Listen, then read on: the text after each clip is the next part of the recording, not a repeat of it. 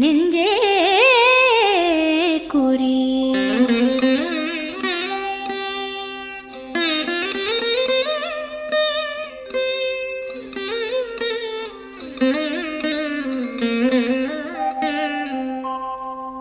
சஷ்டியை நோக்க சரவண பவனார் சிஷ்டருக்குதவும் செங்கதிர்வேலோர் பாதம் இரண்டில் பன்மணி சதங்கை கீதம் பாட கிண்கிணியாட.